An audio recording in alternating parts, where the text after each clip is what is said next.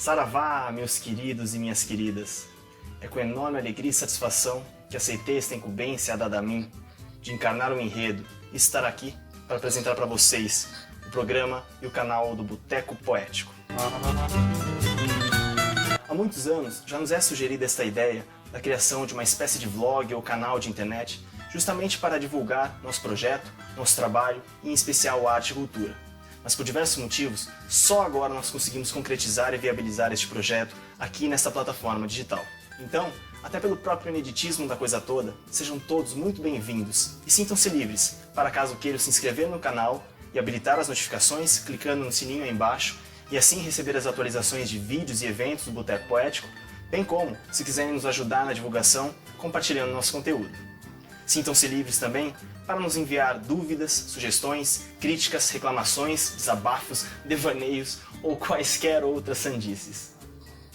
O Boteco Poético nasceu, a priori, como uma mera reunião de poetas, uma espécie de sarau de boteco aqui no centro de São Paulo.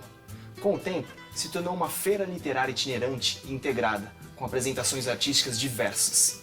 No ano de 2012, criamos o projeto de popularização e propagação de cultura, cujo intuito é justamente o da livre disseminação de arte e cultura a todos os cantos e para todos, de maneira indiscriminada e principalmente independente. Nesse sentido, nós incentivamos a arte local, através da divulgação de arte e artistas, como músicos, pintores, artistas cênicos, contadores de histórias, poetas e cordelistas de enorme valor artístico, de enorme grandeza artística, mas ainda desconhecidos pelo grande público. E este é e sempre será o escopo deste programa, deste canal, além, é claro, da apresentação dos clássicos, de autores já consagradíssimos. E é evidente que nessa nossa militância artística não haveria uma outra maneira de começar este programa, de abrir este canal, a não ser falando sobre a leitura. Ou melhor, da vital importância da leitura.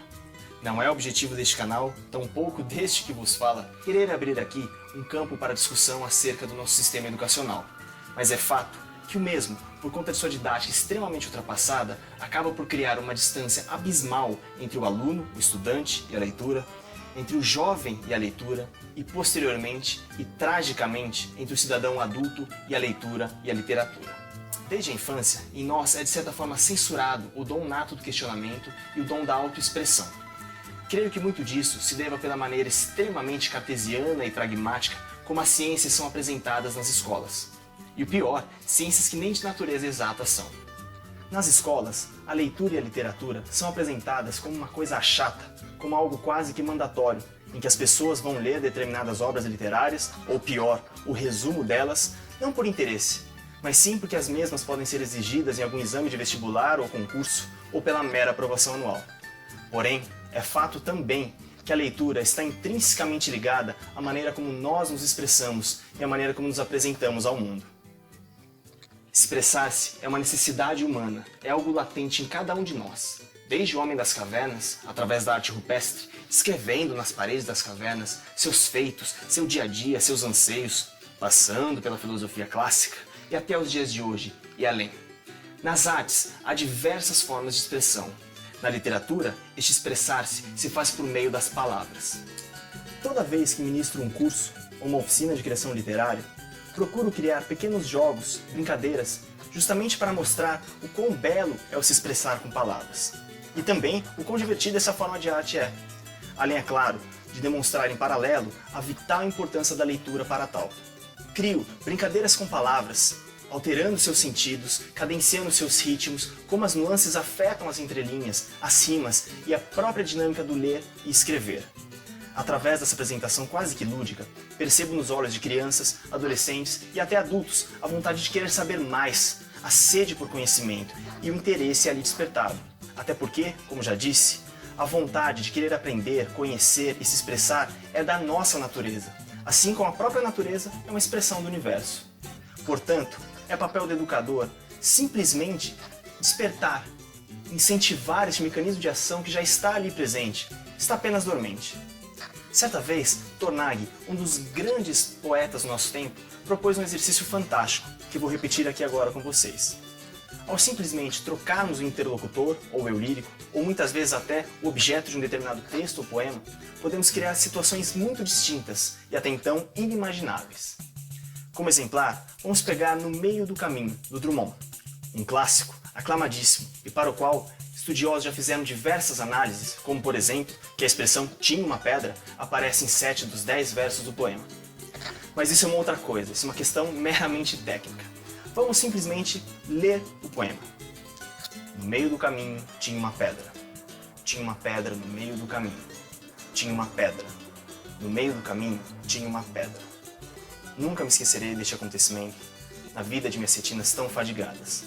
Nunca me esquecerei que no meio do caminho tinha uma pedra. Tinha uma pedra no meio do caminho. No meio do caminho tinha uma pedra. Tá, não faz nem sentido, não há emoção, não há nada.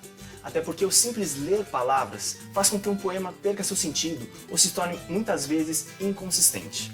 Mas e se conhecêssemos a história? O caminho de Drummond, na verdade, se refere ao caminho da vida, ao percurso, ao trajeto, do decorrer da nossa vida. A pedra ali no meio do caminho simboliza o obstáculo, ou os diversos obstáculos que encontramos no decorrer da nossa vida. Obstáculos estes que muitas vezes nos impedem de seguir em frente. Porém, é ainda mais profundo. Drummond fez um jogo sutil, ao simplesmente trocar as posições das letras R e D de pedra, que na verdade significaria perda, porque Drummond escreveu esse texto logo após a perda de seu primeiro filho. Assim que no meio do caminho da vida, no decorrer da vida, houve uma perda. E Drummond também descreve ali, como não poderia deixar de ser, como este evento jamais será esquecido por ele, uma cicatriz incurável. E o poeta também descreve o seu cansaço no decorrer, na caminhada, no caminho da vida, como nos versos: nunca me esquecerei deste acontecimento na vida de minhas retinas tão fadigadas. Assim, o poema toma um novo sentido, e assim também podemos lê-lo como Drummond, ou melhor, com a dor do Drummond. No meio do caminho tinha uma pedra. Tinha uma pedra no meio do caminho. Tinha uma pedra. Perda. No meio do caminho tinha uma pedra. Nunca me esquecerei deste acontecimento na vida de minhas retinas tão fadigadas. Nunca me esquecerei que no meio do caminho tinha uma pedra. Tinha uma pedra no meio do caminho.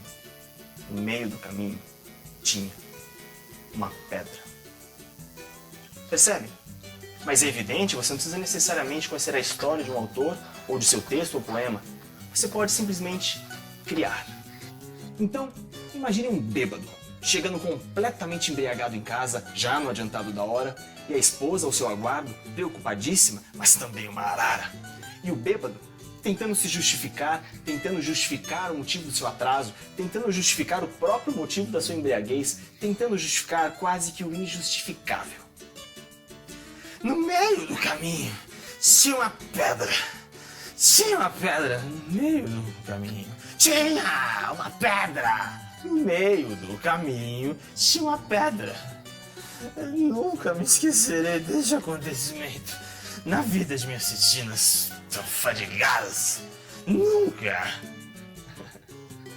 Ou imagine ainda uma criança descobrindo o mundo, descobrindo as coisas, na infância em que tudo é inédito, descobrindo ou vendo pela primeira vez a tal da pedra ali no meio do caminho.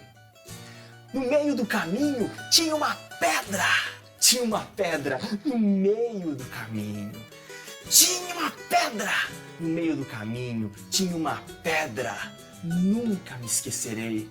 É claro, como nós mesmos jamais nos esqueceremos de tantas situações e eventos da nossa infância que nada tem de extraordinárias, mas que pelo simples ineditismo se tornaram inesquecíveis. Ou se quiser ainda, imagine então um alpinista, prestes a embarcar numa grande aventura da escalada de uma montanha. E aquela montanha, aquela pedra, é para ele quase que o santo graal. Percebem? Apesar de ser uma brincadeira simples, pura, quase que ingênua, é possível criar infinitas possibilidades. Daí, é brincar, é criar. Aí, ler começa a se tornar uma aventura interessantíssima e extremamente divertida. Neste mesmo sentido, muitas pessoas vêm até mim e relatam que amam, ou que na verdade preferem, ao invés de ler um livro, assistir a filmes que são inspirados ou baseados em grandes obras literárias. E é claro, isso é fantástico. Há ali as lentes das câmeras, a grande produção, o grande elenco, a fotografia, a luz de Hollywood. Mas aquela é a visão, é a versão daquele diretor. E se você pegar um livro, sem nenhuma ideia pré-estabelecida, e simplesmente deixar a sua imaginação fluir? Aí você seria capaz de criar os cenários, você seria capaz de moldar os personagens, o mocinho, o bandido, o vilão, a donzela, a musa, a seu bel prazer. Você seria capaz de criar a sua própria trilha sonora, você seria capaz até mesmo de mudar as pequenas nuances dentro do próprio enredo, de maneira a criar uma versão tão exclusiva, distinta, tão única, tão sua daquela obra, daquela história, que nem mesmo a do autor, tampouco a do diretor, serão tão fantásticas ou especiais quanto a sua. Até porque cada um de nós tem uma visão do mundo, uma visão da vida. E é claro, cada autor também tem a sua própria visão do mundo, a sua própria visão da vida. Portanto, toda vez que nós lemos a obra de um autor, de outro, de mais um, nós abrimos um leque de possibilidades. Nós ampliamos a nossa visão do mundo, nós ampliamos a nossa visão da vida, nós expandimos nossa consciência. Porque ali, na leitura, ainda que em sonho, nós somos capazes de experienciar e viver em épocas, tempos e até situações as quais talvez nós nunca viveremos na vida. Ali na leitura, nós somos também capazes de experimentar cores, amores e sabores, ainda que em toque de fantasia. Porque a leitura expande nossos horizontes. A leitura expande nosso pequeno e limitado universo ao nos apresentar realidades muito distintas da nossa própria. Ao nos apresentar situações as quais nós talvez nunca nem cogitaríamos. Porque a leitura traz conhecimento. E a leitura incita a vontade de querer conhecer mais. A própria leitura incita a vontade de ler mais. A leitura incita a compaixão e a empatia de muitas vezes nos colocarmos no lugar do outro. A leitura incita o nosso instinto de criação, imaginação, fantasia e de querermos nos expressar. A leitura nos faz pensar. E pensar nos instiga a muitas vezes também querer questionar o porquê as coisas são como são e não são ou não poderiam ser de uma outra maneira. E o questionamento nos faz também, quem sabe até, querer muitas vezes reivindicar, seja lá o que for. Eis a vital importância da leitura. Porque assim, na vida, a cultura leciona, a arte emociona, e um povo que não lê, não se expressa, nem questiona. É isso. Espero que tenham gostado e agradeço de coração pela atenção e o carinho de terem assistido este vídeo até aqui. Nos vemos aqui numa próxima oportunidade. Mas lembrem-se, viva a leitura! Leitura! Viva! Viva a literatura! Viva a arte! Viva a cultura! Evoé!